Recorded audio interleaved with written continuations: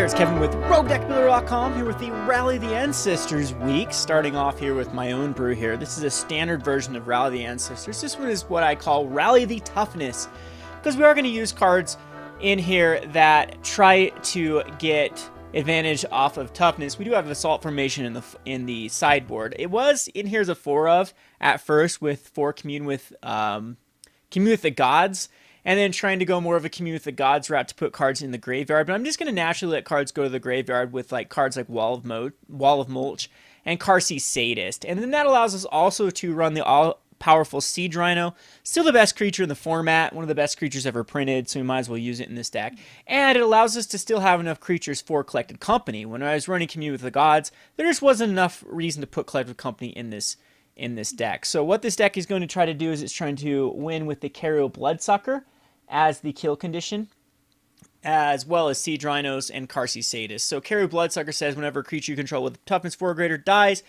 each opponent loses 2 life and you gain 2 life. And then you have ways to kill your creatures with both Wall of Mulch and Qasari Sadist.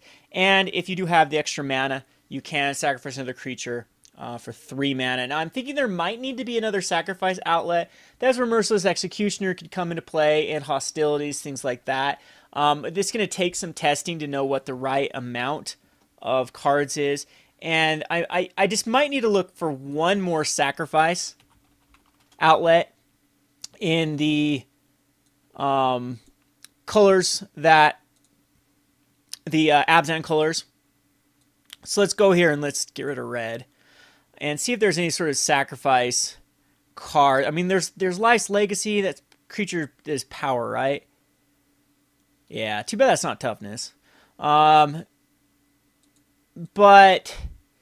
doesn't seem to be... I want like an enchantment. And I guess that's a good time to talk about the spoiler. Blazing Hellhound. Blazing Hellhound is probably exactly what this deck wants.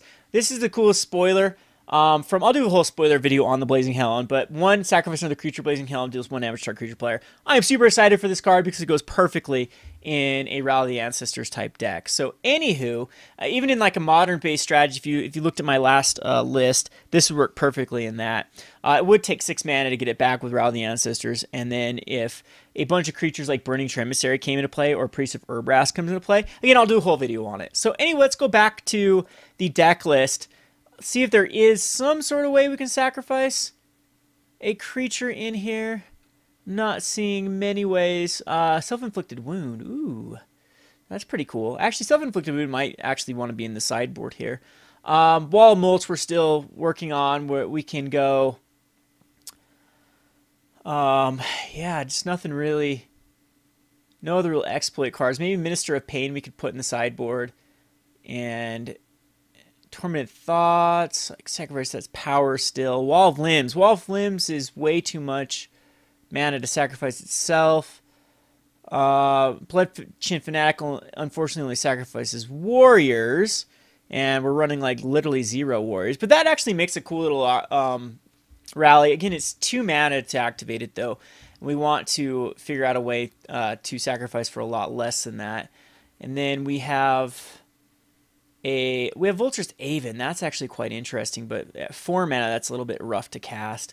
And Butcher, we start getting up here to where it's just too much. So again, we might need some way. Maybe Merciless Executioners will have to come in the main board as a way to sacrifice creatures for the Kheru Bloodseeker to actually go off. Otherwise, though, whenever a creature dies, though, you're going to be gaining 2 life, and you can just not even rely on the combo for that to work. Assault Formation might want to be in the main board, but if you want an Assault Formation deck, there might just be a better way to build it. I thought about Hammer Perforos, Assault Formation, Naya type build, and then you just take the Sadist out and the Kheru Bloodsuckers, and you can run a lot of creatures like the Laguna Band Trailblazers. And that way, the Rally the Ancestors plus the Rally the Ancestors plus Assault Formation plus Hammer Perforos could easily be a win condition. And then you also have access to Perforos in that deck to be a win condition in there as well. So Naya is definitely an option. Maybe we'll look at Naya. Naya Assault Formation, Rally the Ancestors list after this. But this is the list I came up with. You're running 23 lands because you want to be hitting land drops. Only 2 Windburst Heights and 2 Forests and 2 Plains because it's a little bit awkward in a 3-color deck. We're going to be running both a full placeable Caves and Land Wars. We're going to be gaining a lot of life, so that's not that big of a deal. I thought about putting Mana Confluence in here as well, and then there's a cool card. There's an enchantment card that if you've taken any damage or lost any life in a turn, you put in a 1/1 soldier token. I thought that was a pretty sweet card at 4 mana, but it just didn't really fit in the deck. And we're going to be running 4 Temple of Plenties and 2 Temple of Silence, as well as 2 Sandstep Citadels. So we have 8 lands that come into play tapped. So anyway, we'll just sideboard. We have the End Hostilities. I guess that's a way. It might need to be, again, main boarded as a kill condition, because End Hostilities basically you kill everything, and then the Bloodsucker still does trigger, and you could do enough damage through that. And Merciless Executioners are great versus any sort of way to get rid of Hexproof.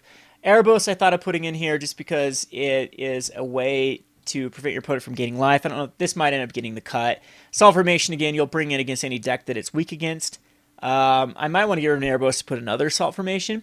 Command is just one of the best cards in Standard right now, so I have 3 in the sideboard. Maybe some sort want to be in the main board.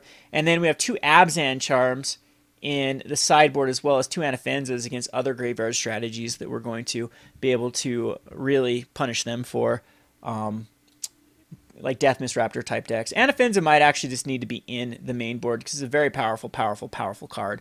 So anyway, we will go on to playing some games here. This has been Kevin with RogueDeckBuilder.com. Thanks for watching.